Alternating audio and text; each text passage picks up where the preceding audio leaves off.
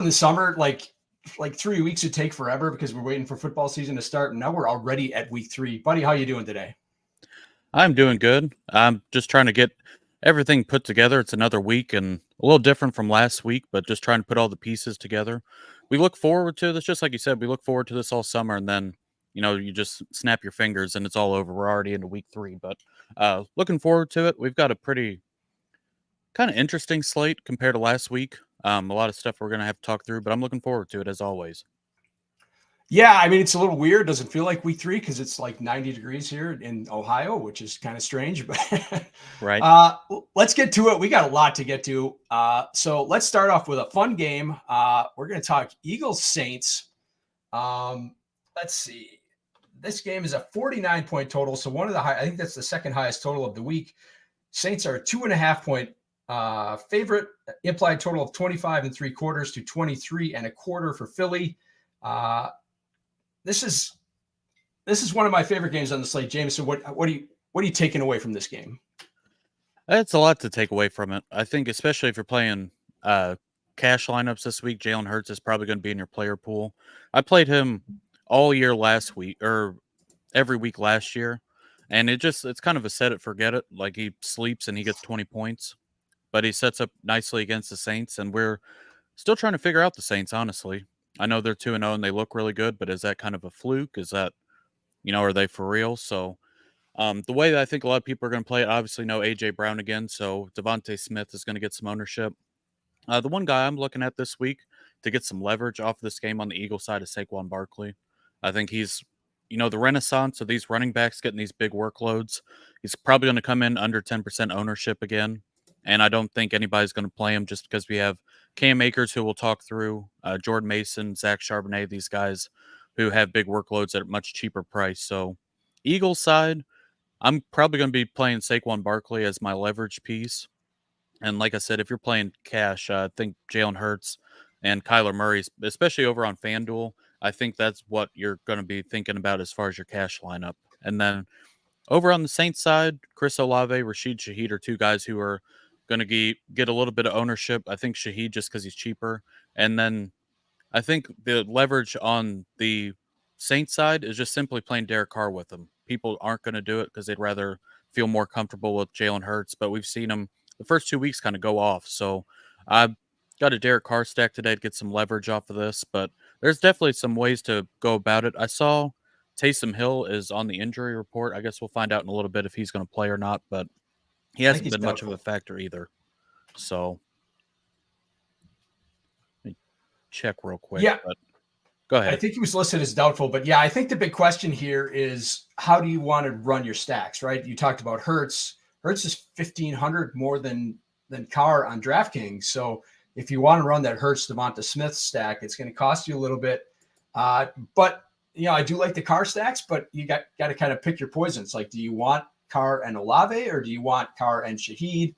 I kind of think it's going to be Olave, but I mean, it could be both, honestly, right? This Eagles pass defense is pretty terrible. So it's a little bit of I don't necessarily know that I want to go with both. But Shaheed just keeps producing, and he could produce on a small target share, even if Olave goes.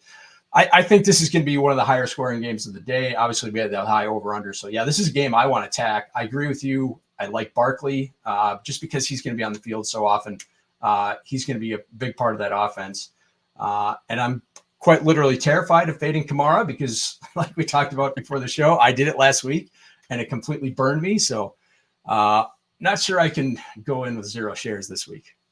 Yeah, I played him at 4% ownership, and that felt very good. But this is, like I said earlier, kind of like a renaissance of these running backs like Saquon and Alvin Kamara. Even though we know they're both going to have big workloads, they're going to come in under owned because everybody's going to want to play these passing pieces, which I get. I think Chris Olave for him, if he's got like 1 or 2 plays that would totally change people's outlook on him because he's underperformed so far. But I mean, I think he got tackled at the 1-yard line a week ago, and kind of like Amon-Ra St. Brown I think it was last year, 2 years ago, he'd get caught at the 1-yard line. Running back would, play it in, and then we're freaking about Amon-Ra St. Brown. But I like Olave on the Saints side. That's probably the piece that I'd be playing. But like I said, I honestly, if you want to play like some large field stuff, I know it kind of goes against the grain, but if you want to pair Jalen Hurts and Saquon Barkley together, say if you get like a push and then all the touchdowns go through Saquon on the other side and kind of fade that portion of it, and then you can play the Saints side with it. If you're playing large field, I think that's a way to get different. But I think that is it on this game, unless you have anything else. This is, like I said, it's a game I'm attacking, but I'm having a hard time because a lot of the pieces are expensive. Yep, very much so. Yeah, I think we talked about that one well. So let's go from the sublime to the ridiculous. The Giants at the Browns, 38.5-point total. A lot of really low totals this week. Giants are 6.5-point underdogs. So implied total of 16 for the Giants, 22.5 for the Browns. Any interest in anything in this game? I hate to admit it, but I do. Okay. So I'm interested in the Brown side of it. I know nobody's going to play Deshaun Watson. I get it. We don't have to explain it, but the matchup's really nice. Amari Cooper's had 17 targets so far in 2 weeks. I know his production's not there. I think he's produced like 3 points each week. But I mean, if there's a better spot than this, I'm not sure what it is. I mean, Deshaun Watson's been throwing it over 30 times a game. Jerry Jeudy's been fine. I don't think he's been great, but no David Njoku once again. And then the one thing outside of Brown's defense, which I like a lot, I think is going to have a little bit of ownership. The one thing that has flown under the radar the entire week I don't understand is Deontay Foreman's workload last week. He had totally ate into Jerome Ford, and nobody's talking about it. I mean, he got the goal line work. Rushing wise, I know he didn't get the passing work, but if you get in a game script where the Browns are beating up on the Giants, I mean, he can fall in the box twice.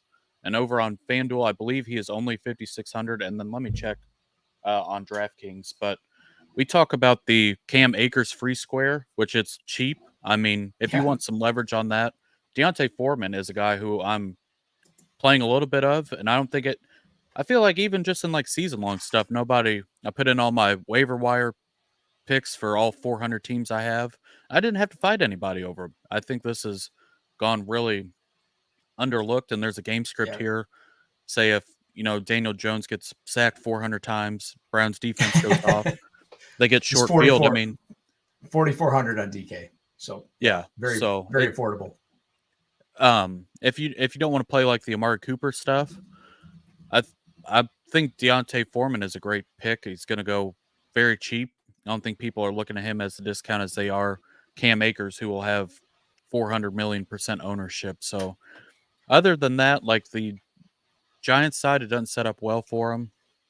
Malik Neighbors, if you want to play him, that's fine. I mean, Browns defense, I know they haven't been as good as they were last year. It's not, I mean, going up against Myles Garrett just doesn't sound like a whole lot of fun to me. So I just don't think anything else outside of that. But the Brown stuff is interesting, and I know that nobody's going to play it. So I've got a Deshaun Watson skinny with Amari Cooper, and then I'll be playing Foreman and correlating that with Brown's defense today. Yeah, I like those calls. I do like Neighbors a little bit just because he is that entire offense, and I don't think they can go away from him. I think they understand that. I like the call on Foreman. And I think you brought it up. Like the game script thing is like he is their, he's their closer when they're ahead and they're in positive game script.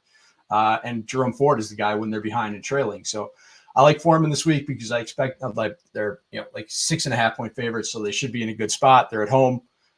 So yeah, I like that. And a good point on Cooper. Like he's gotten the targets, it's just not hitting. So that's going to come around. So I don't think you want to be missing the boat when it does, because I think that could be a big connection. So good calls on all those. Let's move on to our next game. That is Denver at Tampa Bay. Denver going east for a 1:00 Eastern start.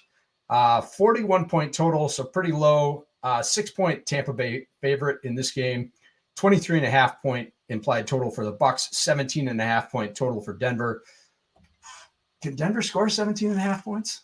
I don't know. What do you think, Jameson?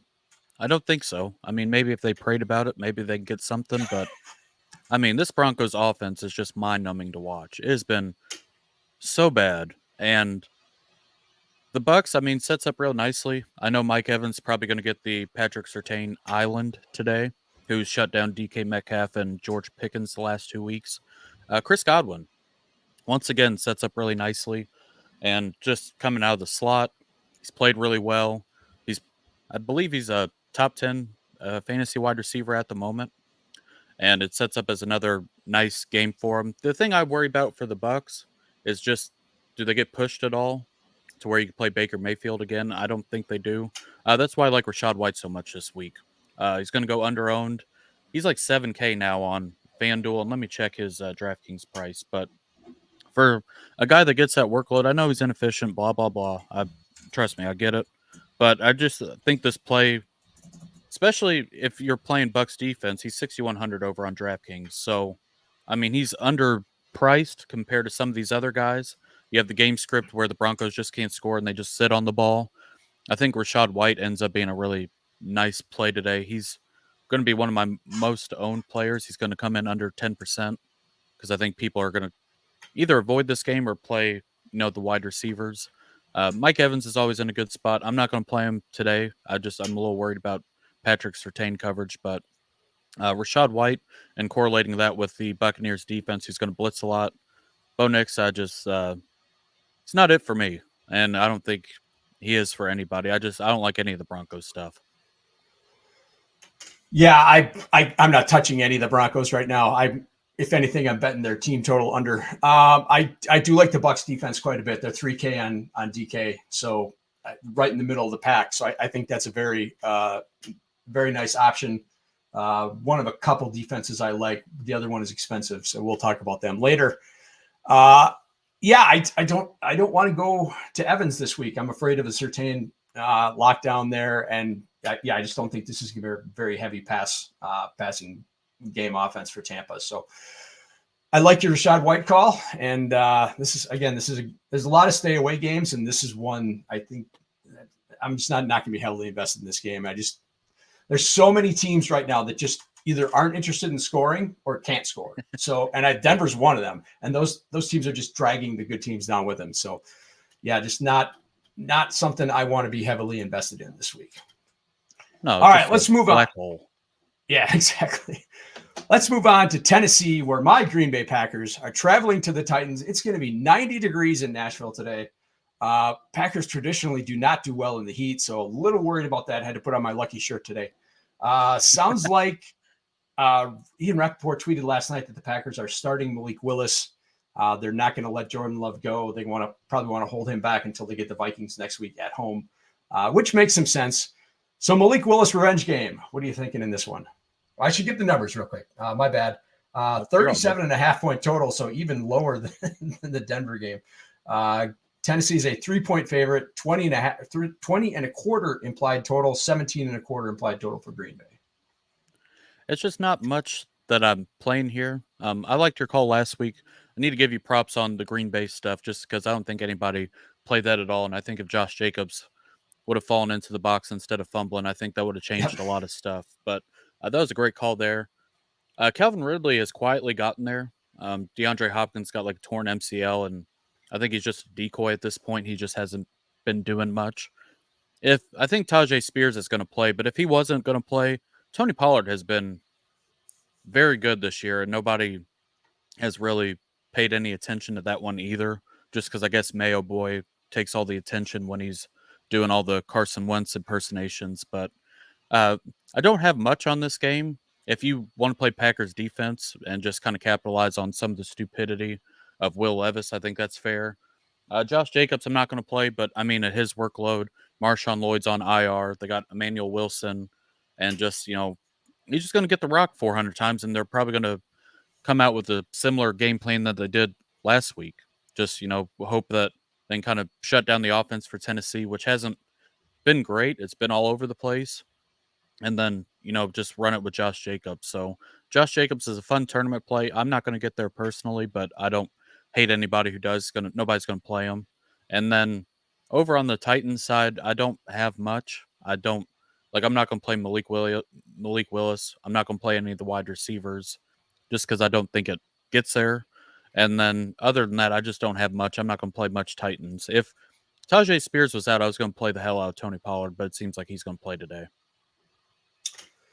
Yeah, I kind of like the Jacobs Packers defense combo in tournaments, just because I think if you're looking for a real high upside defense that can get some scores, it might be Green Bay just because of Levis on the other side. And like, I don't think they're going to be able to run as much as they did last week against Indianapolis. There's no way Jacobs is getting 53 carries again, or Right. they're not running 53 times again. But if they do, like if they get an early turnover and, early score off of their defense, I could see them kind of sitting on the ball and just kind of milking clock and running, just running as much as they physically can. Tougher to do against Tennessee than Indianapolis, obviously, but I could see that game script playing out. So I kind of like that as a tournament play.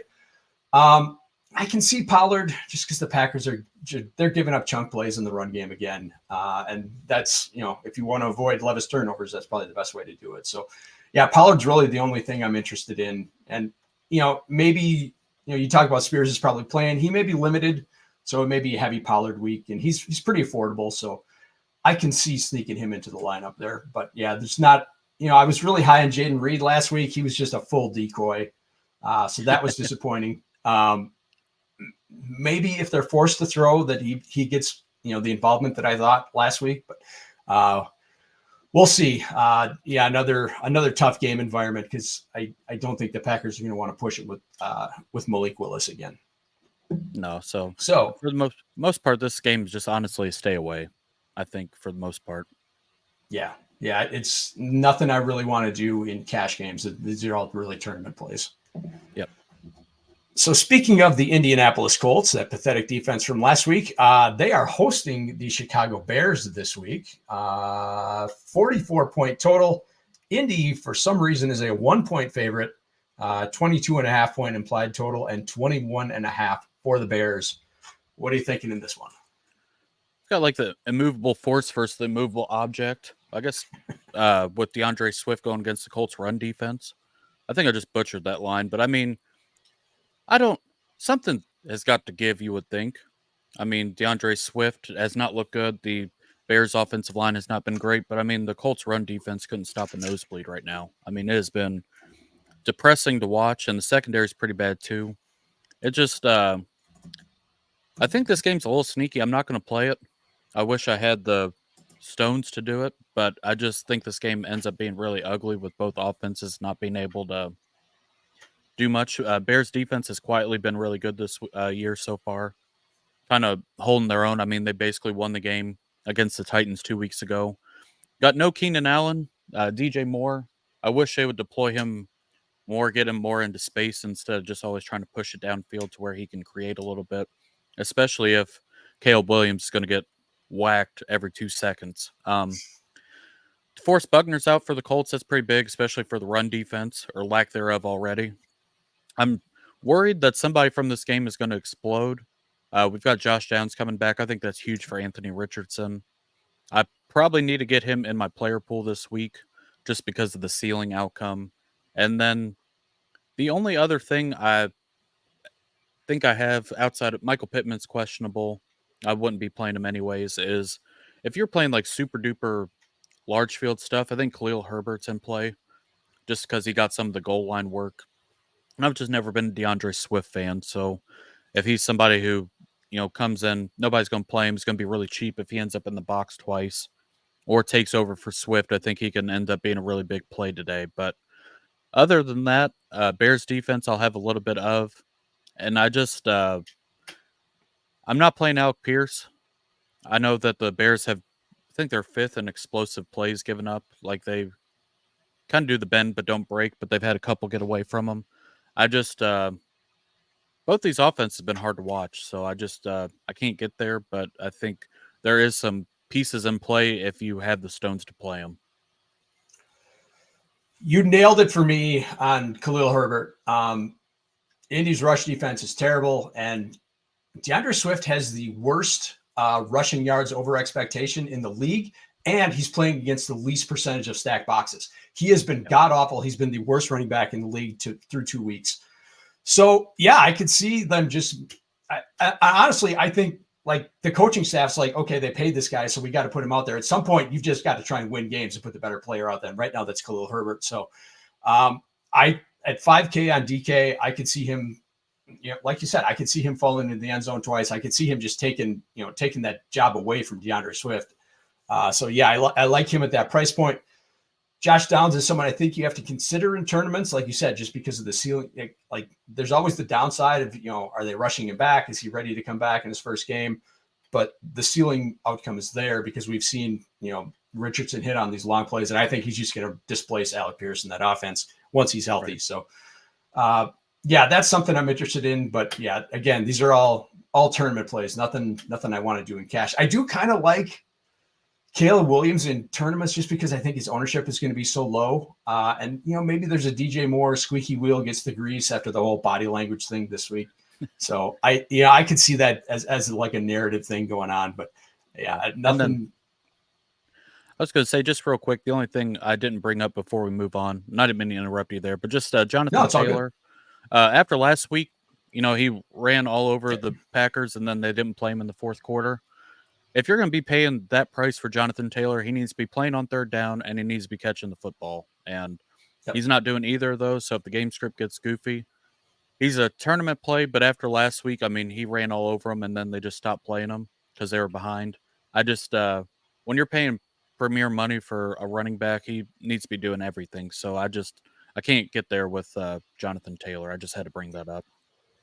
Yeah, that's a really good point. And I am fading him hard this week in Battle Royale contests just because he had that bad drop that really cost him a first down. And I think, like you said, he didn't play at all in the fourth quarter. So that's after, he's averaging like 9 yards a carry. So really bizarre stuff. So you got to be concerned that maybe the coaching staff is souring on him as a late game option. So yeah, definitely fading him as well. All right, moving on to probably the grossest game of the day, maybe the grossest game of the season. The Los Angeles Chargers are in Pittsburgh. Talked about it before. Two teams that just aren't interested in scoring. They just want to run the ball, play defense, and try to win 3-0. This game is disgusting. 35-point total. Steelers are 2.5-point favorites. 18.75 implied total for Pittsburgh. 16.25 for the Chargers. You got to give Harbaugh credit. He did one smart thing in that he stayed on the East Coast instead of flying back to LA and then flying back to Pittsburgh for the back-to-back East Coast games for the Chargers. That's smart. I still hate everything about this game. Justin Herbert's questionable. He's going to be, limited even if he does play. I can guarantee you I will not be playing anything in this game for DFS. What are you thinking? It's this game's going to be a slog. It's just Steelers' offensive line's in pretty bad shape. The rookie, Fantano, I think I butchered that, but he's going to be out. They're already down a couple others, so going up against the Chargers defense, I know Joey Bosa and Khalil Mack are a little bit older, but can still get it done. Chargers defense, I think, is in play this week, especially since Steelers have no interest in actually scoring. They just want to play good defense and kick a couple field goals and get out of there. But the Justin Fields stuff, it's kind of tough for me. They haven't let him run. He's been, I don't want to necessarily say efficient. He's just been better than what he was last year, where he doesn't have to go scurrying around as much. And then George Pickens, I think George Pickens has been honestly really good for what he's done so far this year. More than I expected out of this offense, but it's hard for me to get there. If you want to play Justin Fields and George Pickens in tournaments, I don't hate that. Chargers side, like you said, I'm not playing any of the pass catchers. Justin Herbert's hurt. If you want to do like the third week in a row J.K. Dobbins and pair them with Chargers defense, probably not the week to do it, but I can't explain what's going on with him. That's the miracle grow that he's got going. I just don't. I cannot believe a guy off torn Achilles is looking like, just prime LaDainian Tomlinson. It seems like every week he's just going out there and throwing me in the dirt. So, like I said, Chargers defense, I've played a little bit of them, but other than that, I don't have much on this game. If you think that Justin Fields can finally, if you think he's due for one of his big games, it's possible, especially behind that offensive line where he's got to be on the run. But I can't do there. My player pool this week's pretty condensed, as we've, kind of talked about a lot of these games. We're just not playing a whole lot of them. But Chargers defense, that's about it for me here. Yeah, I think this is really pointing to a kind of a larger point in that you really want to be playing games instead of players, right? Because there's so many games, there's so many teams, like we pointed out, that just aren't interested or can't score. So you want to avoid those games as much as you can, because they're just, like we said with the Denver game, they're just going to drag the other team down. only possible play I'm even interested in kind of is the Steelers, especially with Justin Herbert hurt, Steelers defense. But again, at 3,300, they're still more expensive than Tampa. They're 300 more expensive than Tampa. I'd rather just run Tampa and save the cash. So, yeah, just nothing I'm going to be running in this game. Just again, it's just gross. It shouldn't be happening in 2024. All right, last game of the early slate: the Houston Texans against the undefeated Minnesota Vikings. 46-point total, so one of the higher totals of the week. Vikings are 2-point underdogs at home to the Texans, 24-point implied total for Houston, 22-point implied total for Minnesota. This is another game I'm going to attack. What are you thinking? Yeah, everybody's going to show up to the dance with Cam Akers, especially on FanDuel. They've somehow botched this more than I can imagine. He is 4K. I mean, he is stone minimum over on FanDuel, which that's diabolical. I can't believe that is even a thing. But 4,700 over on DraftKings, so going to see a lot of him. I will not be playing Cam Akers in tournaments at all unless I am trying to like smash high-end guys, but I don't think this is a great spot for him. Honestly, I'm going to lean into the Houston passing attack once again, and I'm just going to play the CJ Stroud doubles with Nico Collins, who is still really underpriced, and then I'm going to pair him with Tank Dell. I'm going to mix a little bit of Stephon Diggs. I think he's got a great matchup going up against the, if Brian Flores, I think he has blitzed more than anybody in the league so far. So if they need kind of like the check down stuff, Stephon Diggs will be there for it. But Nico Collins, 7,300 over on DraftKings, and then over on FanDuel, he is pretty cheap as well. Let me check here. 7,600. So he's like the mid-tier wide receiver, and he's been top 5 so far this year. I mean, he's a total stud. The Vikings side, Justin Jefferson, coming off a quad injury, it seems like he's going to be playing. I'm not going to be playing any Justin Jefferson. I was a little interested in Aaron Jones in tournaments. Texans' run defense has been getting run on, and if he didn't fumble on the goal line, he would have had a big week. He's been pretty good for the first 2 weeks of the year. So, like I said, interested in Aaron Jones. And then if you were playing on DraftKings, I think Naylor for the Vikings, he's caught touchdowns in both of the first 2 games, and he's playing the TJ Hawkinson role, and he's done pretty decent. So if you need a punt wide receiver on DraftKings, I think he's viable. But I'm leaning into the CJ Stroud doubles again this week, and I'm not sure if I'm going to have it bring back. If it is, I think it'd probably be Aaron Jones. But other than that, I just Cam Akers will be in your cash lineups, but I'm not playing him in tournaments. I'm with you. I am fading Cam Akers hard. Like, it's almost impossible to fade him in FanDuel cash because he is min price. But I really wanted to be able to run Dare Gumbawale because I think it's going to be a heavy pass script, and I don't think they're going to be able to run. And the Vikings defense is much better against the run than it is against the pass. Like, theoretically, they've been pretty good against both so far, but I think just in general, it's a better run defense. So I don't like Akers at all this week. Again, because FanDuel screwed it up and made him min price, it's almost impossible to fade him in cash. But Agumbawale is 4,500 on DK, so I can't play that either. So yeah, I'm just going to run through the passing game. I love CJ Stroud because I think we're going to get the Stephon Diggs revenge narrative. His first game back in Minnesota since they traded him. He has played them when he was in Buffalo, but it was in Buffalo. So first game back in Minnesota. I like Tank Dell, like the opportunities there. He's like Amari Cooper, right? It's the opportunities of there just haven't really connected. And then I love Nico Collins. He's just balling out. Like I've talked this week, we really need to be treating him like an alpha receiver. He's that damn good, and he is like the focal point of their passing offense so far. And then Justin Jefferson's really expensive, but I really like him. He's Justin Jefferson, right? I'm not worried about the injury. He's carried the questionable tag all week, but it's just a thigh bruise, nothing major. So, but yeah, it's a high price point, but I do like him. I think he's got really explosive potential this week. Yeah, and like you saw last week, he had like the 97-yard touchdown. All it takes is one with him, and exactly. It just I don't think anybody's playing Sam Darnold. But like I said, I'm glad you brought up the revenge narrative. I mean, if you were somebody who's going to buy into that, Stephon Diggs probably, that's a perfect opportunity for it. He'll probably end up in the box just because of it.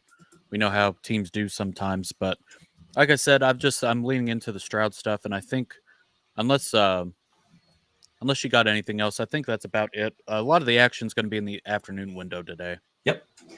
Yeah. So unlike last week when we only had 3 games in the late window, much more at least competitive late window, 5 games in the late afternoon this week.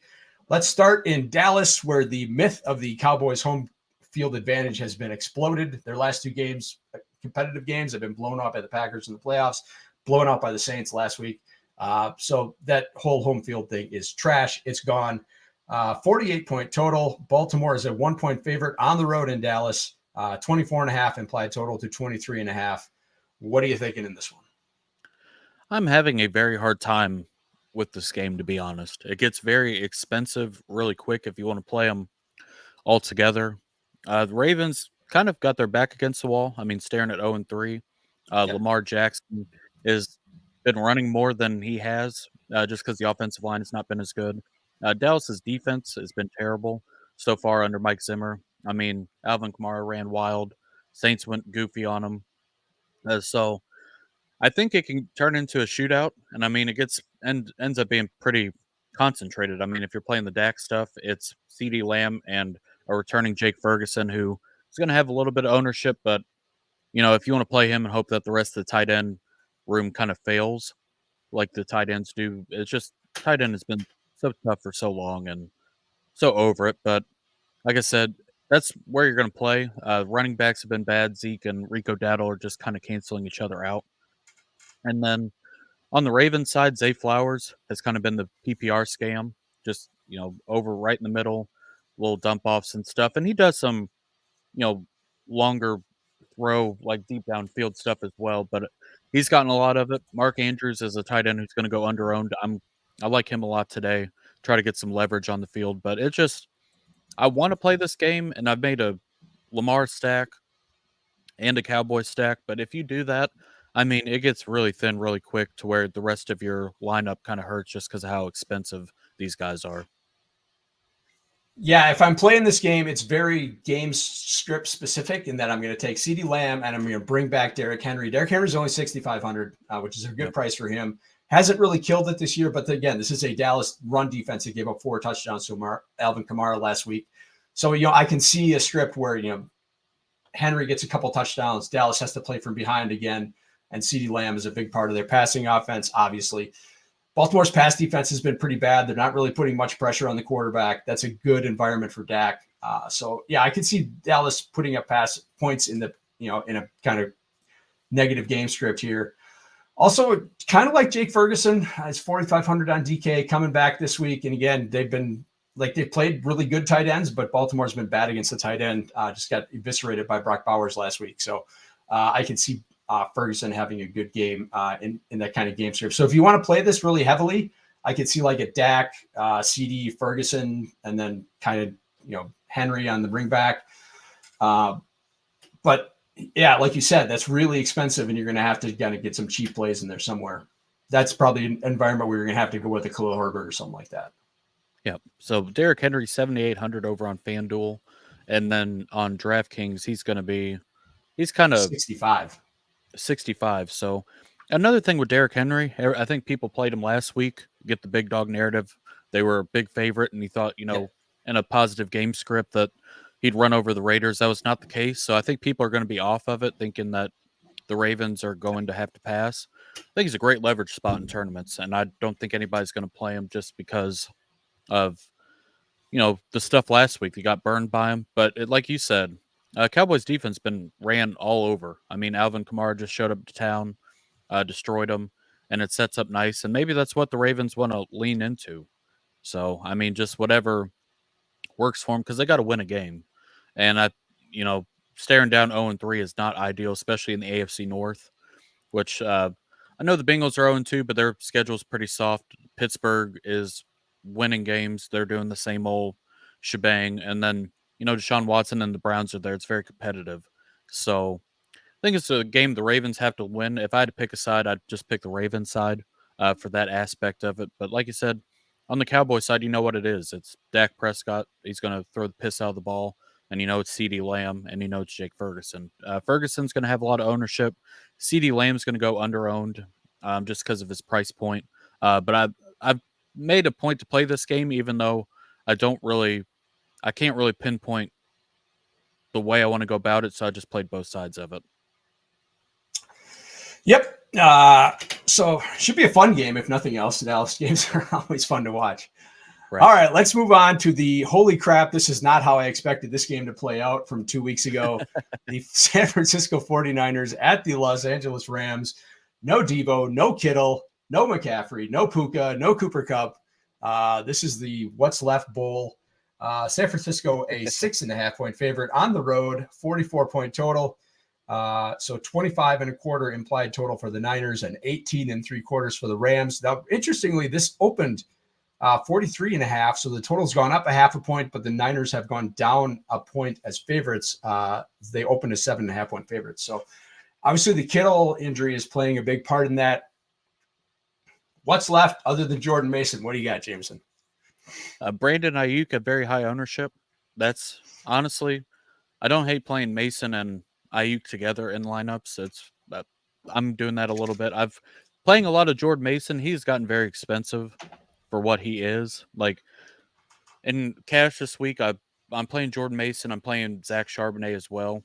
Two backups who are a little bit more expensive, but I mean, what else is left there? Juwan Jennings is a dart throw, but even in these spots, I looked up Juwan Jennings' stats. I mean, he's fine, but I don't expect too much out of him. I'm not playing I guess you could do it on DraftKings. I think it's like Seibert or Seibert, the tight end for replacing George Kittle today.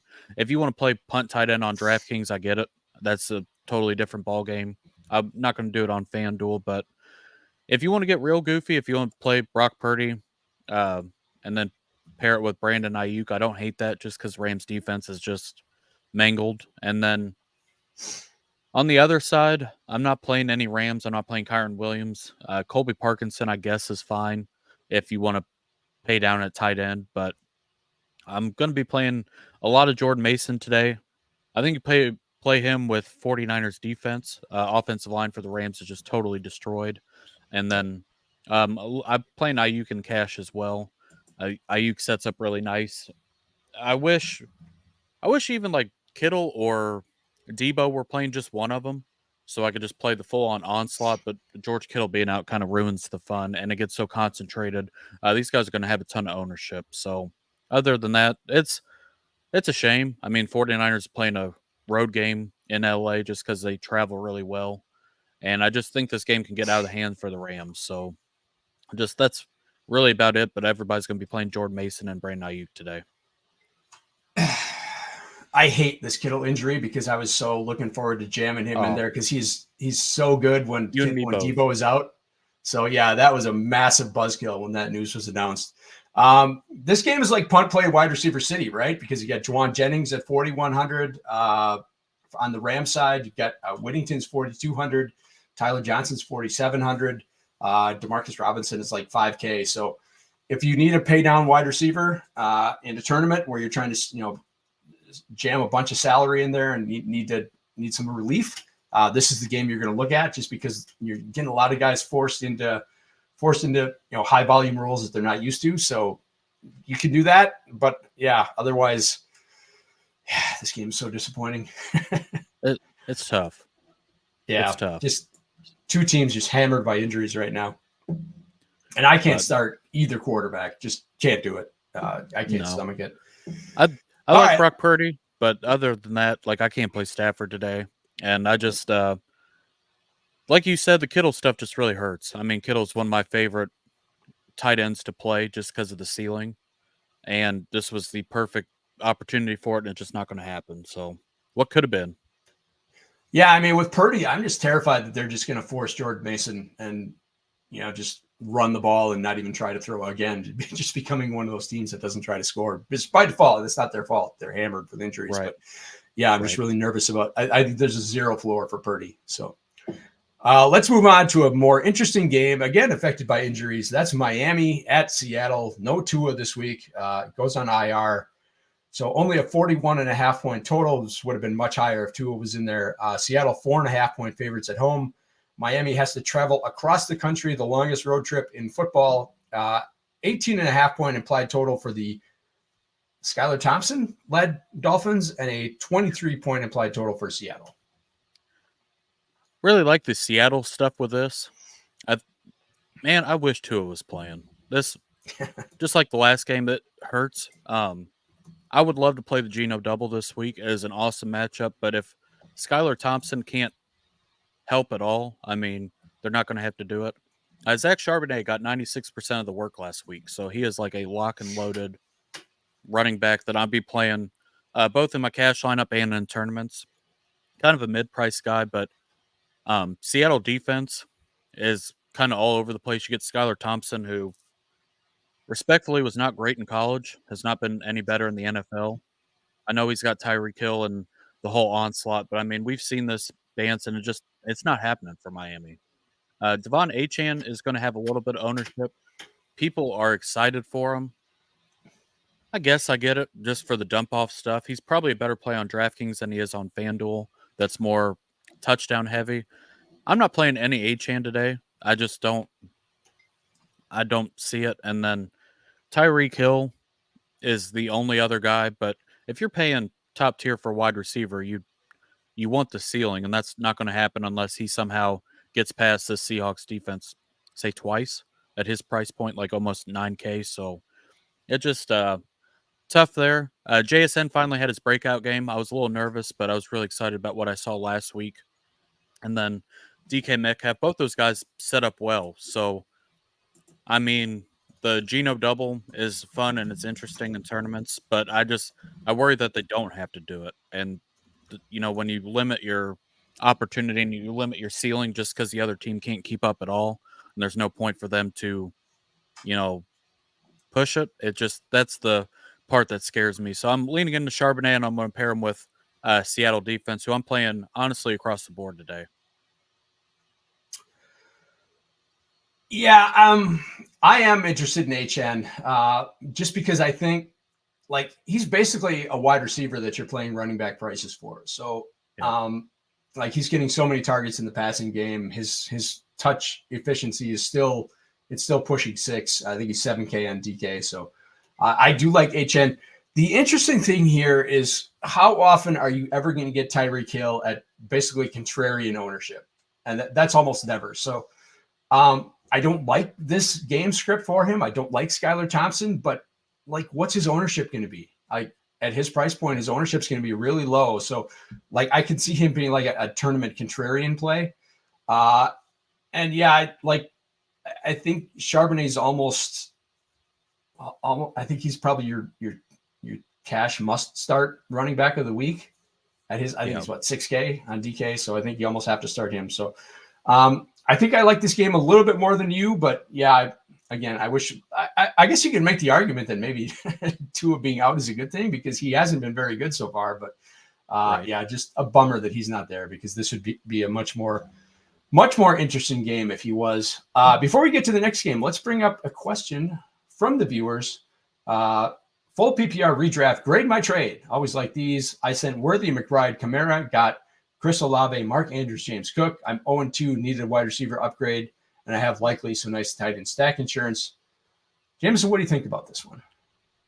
It is almost kind of, I think you won. Just because I think Chris Olave is an upgrade over Xavier Worthy. McBride's probably a little bit better than Mark Andrews. And then James Cook, that workload, I mean, if they're going to see that all year, I mean, that's been awesome. So him and Kamara, I think, like you said, if you needed the wide receiver stuff, Chris Olave over Xavier Worthy is the big standout. And then the other two kind of, you might be losing a little bit, like I said, on the Mark Andrews stuff if he doesn't pick it up. But I think it actually works out for you pretty well. I think it's very comparable. Yeah, I agree. I think everybody's talking about Cook or Kamara with his 4 touchdowns. Cook had 3 touchdowns last week. So I think that's kind of a push. Crazy how quick we forget things. Exactly. Yeah, Andrews, I think he's a downgrade from McBride, but I don't think it's a massive downgrade. He'll be fine. And like I say, you get the insurance in case there is a contingency outcome where one of them gets hurt. And yeah, I think Olave is a huge upgrade over Worthy just in target volume and stuff like that. So yeah, I like that trade if you need a wide receiver. I'm good with that. All right, let's move on to our next game. That is the Carolina Panthers going to Las Vegas to play the Raiders. Carolina making a quarterback change and going cross country, so tough trip for them. This is a game that I bet heavily. It's a 40-point total. Carolina getting 6 points on the road. Raiders implied total of 23. Carolina 17. Now this game opened at 41, and this is interesting. The Raiders opened at 5.5. It dropped down to 5 when they made the Andy Dalton quarterback switch, and then popped back up to 6. I bet it at 5, so I'm very happy with that. Jameson, what are you thinking in this game? I think this game's sneaky. I believe it was Seattle that Andy Dalton filled in for last year. They played Seattle. Looked really good. I mean, the floor on this Carolina offense is going to go up substantially. I don't think people realize that. I mean, you could say what you want about Andy Dalton. He's been a competent quarterback. He's not great. I mean, he couldn't win in the postseason. I mean, Bengals never did anything with him in the postseason. But as far as just like, he had AJ Green. AJ Green was a fantasy monster for years because of Andy Dalton. So if anybody can get it to Deontay Johnson, Xavier Leggett, I'm going to keep hitting the hammer because that was my guy through the draft process. I think I like his profile a lot. I know the stats don't come out well as a first round grade, but he is the kind of guy. All it takes is one going up against this Raiders secondary that has been absolutely terrible. I know the front end, they've got, Max Crosby, Christian Wilkins, that sets up nice, but for as much crap as Bryce Young has taken, the offensive line held its own. I mean, it was not like 32nd ranked, offensive line. I think people kind of get that misconstrued. A lot of it was on Bryce Young. So I think that the Panthers can kind of keep up a little bit. I'm going to be playing Deontay. I'm probably not going to play him, but I think he's fine. If you're playing large field stuff, if Xavier Leggett can get behind the defense once, I mean, that's his profile. I think if you're going to attack this game. And then on the other side, I know you talked about Brock Bowers. I like him a lot this week. He's just a stud. Devontae Adams has quietly been getting there through 2 weeks. Nobody's talking about it. Nobody's probably going to play him against the Panthers defense that's just completely depleted. And then Mustache Mountain Boy, Gardner Minshew, has a nice matchup. If you want to pay down for Gardner Minshew and, play it through Brock Bowers and Devontae Adams, and it gives you the salary to go play elsewhere, I don't hate it today in large field stuff. So the only other thing that I'm not able to figure out the running backs for Vegas, so I'm not going to play them. I know a lot of people talked up Zamir White, Alexander Madison. It just I can't figure it out. It's probably a decent play in large field stuff, but I'm definitely playing Brock Bowers today. Devontae Adams is a basically unknown wide receiver that I'm mixing and matching as well, kind of like Amari Cooper that we talked about earlier. I like this game, honestly. I don't think it's as bad as people probably make it seem. Yeah, I was just trying to look and see if there was any update on the Christian Wilkins injury. You probably won't get one because it's a late game, but I agree with what you're saying on Andy Dalton about raising the floor of the Panthers offense. I just don't think it's going to happen this week. I love the Raiders this week. Max Crosby's been an absolute beast. I mean, he dominated that game against Baltimore last week. He's a little dinged up, but like Andy Dalton has some of the worst pocket movement in the history of the planet. He's a complete statue back there. He's basically Bernie Kosar level. And he put him against a pass rush like this with assuming Wilkins plays, assuming Crosby's at full speed. That's really dangerous. So yeah, I bet the Panthers team total under. I just think this is a really bad spot for them to be switching quarterbacks, going against what I think is a really good defense. So yeah, all the points you brought up on the Raiders side, I don't want anyone on the Panther side, but I do like Adams because I think you're going to get low ownership. I do like Bowers is my tight end one this week, and I'm starting him. Well, it's right there with him and McBride, but he's considerably cheaper than McBride, so he's my most used tight end this week in DFS. And then I think Zamir White has some value just because I think this game could get out of hand. And I think they want to establish him 5,500 on DK. So that's that's a nice cheap play to get in there because I think he could get some kind of second half run if they get out to a big lead. Yeah, and then the last thing I think I'll be curious to see where Raiders defense ownership lands. There's a lot of good defensive, spots this week. I'll be curious to see how much ownership that goes the Raiders' way, just because the narrative of how bad the Panthers are. So it'll be interesting to see. I might have a little. I'll probably be underweight on Raiders defense, but it's a good spot for them. Like you said, you're going up against a statue. Team hasn't been very good at all, so it's a good spot for them as well. Yeah, I'm glad you brought that up because when we talked about Tampa Bay, that was the other defense that I do like. They are 3,700, so a bit more expensive than the Bucks at 3,000. But man, I just like the upside. I think there could be a ton of sacks in this game. There could be some turnovers. Just it's a lot of upheaval switching quarterbacks. Even if you're going to the better player, the more prepared player, it's there's still a lot of change going on. So it's really disruptive to an offense. So I could see that. I could see the Raiders kind of making some big plays in this game.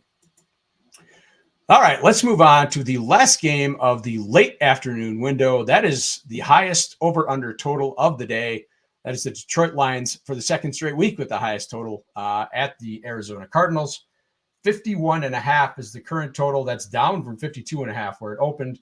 Detroit a 3-point favorite on the road, 27.25 implied total to Arizona's 24.25. Lots of good stuff in this game, Jameson. What are you looking at? It's going to be a lot of ownership in this game too. I think a lot of people are going to play this. Kyler Murray, Trey McBride. Trey McBride's going to have a lot of ownership. It's a great spot for him. And then probably bring it back with Jameson Williams. Marvin Harrison Jr. had his big eruption week last week, and I think he's not going to get played again for whatever reason. He'll probably go under 10%. That's a way to get contrarian. Yeah. As much as I've loved hitting the James Conner button, the Lions' run defense is just not one that I want to hit the button against. Probably a good contrarian play, even if he doesn't produce well, but if he, they end up on the goal line, he ends up in the box twice, even if the numbers don't get there. Maybe he gets there through dump offs. He's gotten some of those, but it just a lot of ownership through McBride, who, like you said, is a good play. Between him and Bowers, if you want to get contrarian, I think Bowers has a similar ceiling at less ownership, and I believe he's a little less expensive. But McBride's a great play. He's in my cash lineup this week over on FanDuel. On the other side, I don't think anybody's going to play the Jared Goff stuff. Cardinals defense has not been very good. I know they had a pretty good game script against the Rams, but they're pretty depleted. Just not a lot of talent on that side of the ball. So you can get there. The Jared Goff double with Amon-Ra St. Brown and Jameson Williams. Laporta is a really fun tournament play this week. You got to pay up for him still. They haven't laid off the price. But, I mean, with no Kittle, if a lot of ownership goes to McBride and he fails, and if Laporta is the one that gets there and kind of buries the rest of the tight ends on this slate, you have a substantial advantage that way. And nobody's going to play him just because he hasn't gotten there so far this year. So Laporta, I will be playing him with the Jared Goff stack. It gets a little, like I said, it gets a little pricey, but I want to play this game. I'm just trying to figure out which way to go around the ownership to where, we can have a shot and you're not playing into a bunch of chalk. So it's Jahmyr Gibbs is another fun play. He's a little less expensive. He is 7,900 over on FanDuel, and then over on DraftKings, he is 6,800. So getting kind of a discount for one of these kind of workhorse running backs. David Montgomery can always end up in the box, and I don't think anybody's going to click him either. But I'm playing the Jared Goff side of this. And then, like I said, I'm going to try to play Laporta. That's where I'm going to get my leverage off of this game. But this is a real fun one. There's a lot of different ways to go about it. But like I said, I think McBride will probably be the most owned player on this game here. Yeah, I think the interesting thing about the Cardinals is that we're kind of at the point with them as we were with the Saints in week 1, right? And that they blew out Carolina, and we're like, okay, I think we know it's real, but it's like, how is this offense going to work? Because this game was such a blowout and we don't know. Things got kind of wonky at the end. And again, with Arizona, it was the same thing last week, right? They took the Rams apart from the get-go and just never looked back. You had the big Harrison touchdown early, you had another one in the first half, and then yeah, the game script just got kind of wonky after that. So yeah, how is this offense going to work? I agree with you. I like the contrarian plays here. I like Harrison. A lot of people talking about, oh, he only did it on four catches. If people are going to fade him, I think I want to, if the ownership is low, if it's under 10%, like you said, I think I want to get in. Connor, I think he's still a big part of this offense. And even, yeah, Detroit's run defense is really good, but he can get there on short touchdowns. Like you said, he can get there on dump offs. I just think he's such a massive part of their offense that if people are going to go the other way, then I want to get some of that too. I like Gibbs. I like St. Brown. And yeah, I like Jameson Williams as a bring back if you are going to do a Cardinal stack. I'm not going McBride, and I don't know how you would go Laporta. And that's not to say he can't get there, but he's only $200. Like on DK, he's $200 less than McBride. It's like, why would you not play McBride right. if you're looking to pay up a tight end? And like I said, I would rather pay down for Bowers. He's going to be my most owned tight end this week at 5,400. He's significantly cheaper than Laporta. Right. And if, like I said, if McBride, kind of takes over and beats everybody on the slate, my thought process is the tight end position sucks. And if you get a guy who like 2X's the field, I mean, that's the way you get buried. So like if McBride goes off and you're not playing him, you're playing, and then you're probably playing like a Cam Akers. If he doesn't do much, like you end up behind the field, just because you're trying to make up that production there. That gets kind of tough. But like I said, Laporta, we saw it last year. The role is different just because the touchdown regression is real with him. And with Jameson Williams kind of solidifying himself in the offense, that also takes away from the Laporta stuff that not a lot of people factored in this offseason when they spoke him up so much. But like you said, McBride will be a pretty heavy click.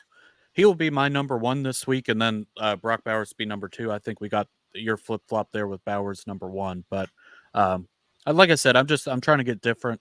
Laporta is my way of getting different. And then Marvin Harrison Jr., I think Kyler Murray only threw 21 times last week, and the 4 incompletions were ones to Marvin Harrison Jr. He should have had another touchdown. So, like, if you're worried about the 4 catches, I wouldn't be scared. They didn't get pushed. I mean, he's going to be a focal point in this offense. So this is this game we definitely want to go after. Just don't want to go walking in with the same stuff everybody else has. Yep, exactly. All right, so before we get to the night game on the FanDuel slate, let's get one more question in here from Jonathan Mateo. Thanks for checking out the show. Yep. Got some over-under here. Thoughts on Kyler Murray over 33.5 rushing yards, Daniel Jones under 184.5 passing yards, Godwin over 39.5 receiving yards. I think that's a smash.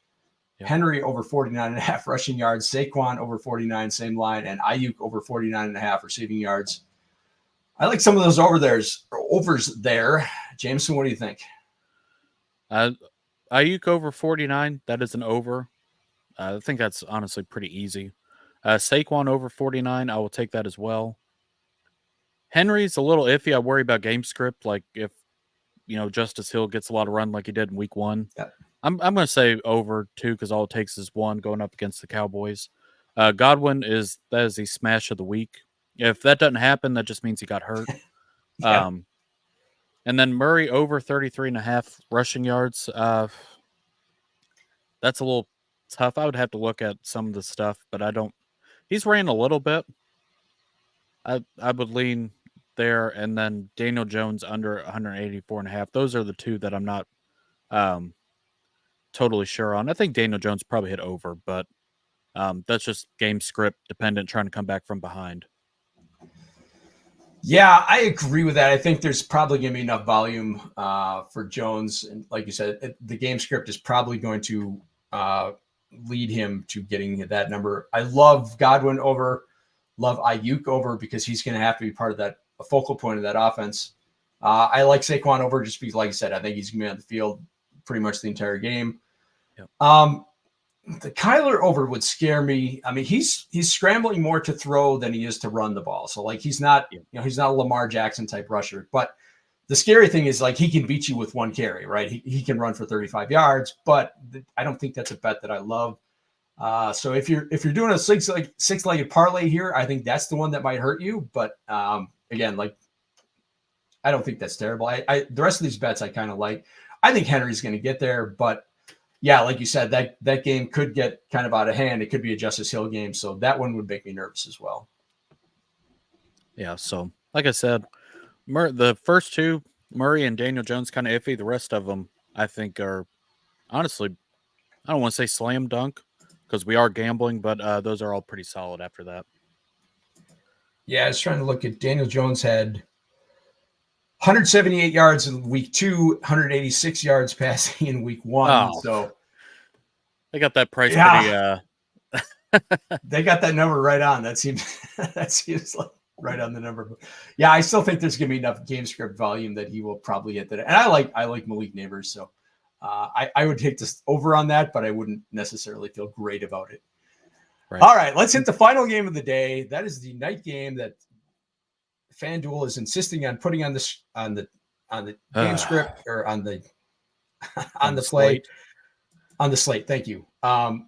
Again, 2 Monday night games, so gives you an extra game to play, and it is a good one. We've got Kansas City at Atlanta. Should be a lot of points in this one. 46.5 over under. The Chiefs are 3-point road favorites, 24 3/4 implied total. And the Atlanta Falcons, coming off the Monday night game, 21.75 implied total. Lots to like in this one. What are you thinking if you're playing FanDuel? Just the Chiefs side for me. Rashee Rice is a really strong play this week. Really worried about Chris Jones going up against Kirk Cousins. He looked a little bit better last week, but I mean, I still think he's got a little bit of a ways to go, and we've seen him. Saw him disrupt Joe Burrow. We saw him in week 1 going up against Lamar Jackson, destroy him. I worry about that for the Falcons side of it. Bijan Robinson has gotten a lot of volume. I think he's a fine play. Outside of Rashee Rice, I'm just not playing much in this game, or just this game in general. Mahomes has been fine, but he's gotten so good at quarterback that he doesn't have these like strong fantasy performances anymore, because they will just kind of like slice and dice you, and he doesn't have to do all the Houdini stuff. He doesn't have to do the bomb to Tyreek Hill like he did back in the day. So as good as he is as a real life quarterback, his fantasy production has just not been there. So Travis Kelce is fine. I'm going to pray that FanDuel gets rid of this because it's kind of annoying that they do this. But like I said, Rashee Rice, I think he's fine in cash. Probably a decent tournament play too, but that's really all for me. Yeah, like we talked about, they're probably not getting rid of it next week either because there's a double Monday night game in week 4. So we probably have to deal with this for at least one more week. Yeah, I think I agree with what you said. I like Rashee Rice this week, and I'm kind of feeling the Kelce bounce back game. But yeah, not much I feel great about on the Atlanta side. I think Bijan's eventually Bijan's going to score a touchdown, but I think he's probably a little bit overpriced for what I'm comfortable paying. And yeah, Kirk Cousins did look better, but again, you're coming out, you got a short week of preparation. You're going to have to deal with Chris Jones. So yeah, I'm just really kind of scared of playing the Atlanta side this week. No, I don't blame you at all. And I think that really sums it up. And then before we get to flag plants real quick, I just want to put out our promo codes. If you're playing over on FanDuel this week, idpplus.com/FanDuel, get $50 in bonus bets when you deposit $10. So that's over on FanDuel. And then if you are playing over on DraftKings, idpplus.com/DraftKings, you get $50 in bonus bets when you deposit $50 there. So other than that, we'll just get into flag plants and then we will head on out of here. So like I said, it's been a kind of a wild slate, kind of some stuff you got to navigate, but who are some guys that you like this week? Yeah, again, big picture, play games, not players. Look for the high over under games and just avoid the teams that don't want to score because there's too many of them right now. I'm going to take my first flag plant and say Nico Collins, who I think like we need to be treating this guy like an alpha. 7,300 on DK. Like, I think in a couple of weeks, we're going to be paying CeeDee Lamb, Justin Jefferson money for Nico Collins. So I think get him while you can against a pretty not great. They've looked good so far, but again, the competition's been the Giants, who aren't very good, and the 49ers coming off a road game coming off a Monday night, playing a road game. So I don't think they've gotten the best competition yet. This is going to be a much tougher game. You're going to have the Stroud stuff. You're going to have Diggs, Dell. So yeah, I think Nico Collins is an alpha, and I'm going to start treating him that way and start taking the discount while I can get it, because his price is just going to keep going up. What is your first flight plan? I'm going to go with Rachaad White. So I just think this is a game script for him. I think he ends up 20, 25 points this week. Love pairing him with the Bucs defense that I think is going to go off too. So I just don't think the Broncos are going to do a whole lot. I know some people have talked about Bucky Irving. It's not been any better than Rachaad White is if you're looking at all the efficiency stuff. And I just think, he's at his price point, at his ownership, he's going to come sub 10%. People are probably going to be playing Godwin, who's in a great spot too. And Mike Evans probably go under owned, but I'm just going to go lean Rachaad White here, correlate him with Bucs defense. Kind of a little bit way to get different, just kind of a forgotten mid-tier running back who's got that, elite volume. Yeah, I agree with that. And I think it's a really good point on Bucky Irving is that he has not been any more efficient than Rachaad White has been. It's like Rachaad White's efficiency has been pretty bad, but so has Bucky Irving. So, yeah, I do like. I'm not starting Bucky Irving even at the discount. I can't do it. So my last flight plan is going to be Devon Achane. Like you mentioned before, I think with Skylar Thompson, the offense is going to have to run through him. He is basically a wide receiver playing running back. So yeah, I think at 7K on DK, just again, you're looking for that volume floor, and I think he's just going to get as many. He's the bell cow in this offense, right? With Raheem Mostert probably out again. Like they're giving him all the touches. So I think the offense runs through him. So I love Devon Achane this week. That's a good call. My last one for the week, I'm going to go Saquon Barkley. Just an elite running back. He's got a awesome, game environment, and everybody's going to be playing all the pass catchers, and he's going to be the forgotten one because you got to pay up for him. But I think I wouldn't be surprised if he comes in sub 5K.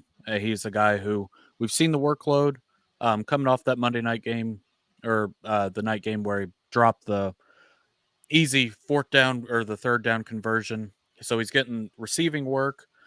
I know they have the tush-push stuff, but I think Saquon Barkley can get there, and that's the way to kind of get some leverage off Devontae Smith, Alvin Kamara, and the rest of the Saints stuff. So Rachaad White, Saquon Barkley, we're going to do the running back shebang this week, and hopefully that works out. So I think that sets up nice. We got one more question. Yeah, real quick. Bring it up real quick. There we go. Thank you to everyone for checking out the show. One more question from the bringer of rain. Since Love is not playing, start Minshew or Trevor Lawrence half PPR? Trevor Lawrence has sucked this year. He's sucked for I hate to say it. Like I've kind of want to lean Minshew. That's probably, oh man. I'm going to say Minshew. I am 100% on your side. Like Lawrence has got the tough matchup in Buffalo on Monday night. Buffalo's defense they're killing it. They're really getting after it. Held the Dolphins to 10 points on Thursday. They've got the extra rest. So that's a really tough spot for the Jags. Jags just aren't getting anything done at all. So yeah, and I love Minshew in this environment. I like Devontae. I like Brock Bowers. I just like everything about that game from the Raiders side. So yeah, I'm absolutely starting Minshew here. No question for me. So that works for it. So we are all good to go. Appreciate everybody tuning in. Joel, let the world know where they can find you. Yeah, at the Joel Wirth on Twitter. And you can find me talking Underdog Battle Royale best ball drafts right here on the IDP Plus Bets Network. That usually drops Wednesday morning, around either late Wednesday morning or Wednesday noonish. So check that out if you're into the best ball battle royale stuff. A fun week this week. So looking forward to, and like I got buried last week because I didn't have any Alvin Kamara. So looking forward to maybe a more profitable week this week. There we go. I'm Jameson Hutchison over on Twitter machine. There we go. I got it pointed right. Check me out on the Rider Dynasty podcast with JJ Winter and Joe Harlow every week. And then here over at IDP Plus for every Sunday morning, taking care of your lineups and all that good stuff. So, Joel, appreciate it. All the listeners, hope you guys win some money. And have a great week this week. See ya. Peace, everybody. Thank you for watching the IDP Plus YouTube network. If you enjoyed this video, give it a thumbs up and don't forget to subscribe to our channel. Be sure to tap the bell icon to get notified whenever we upload new content.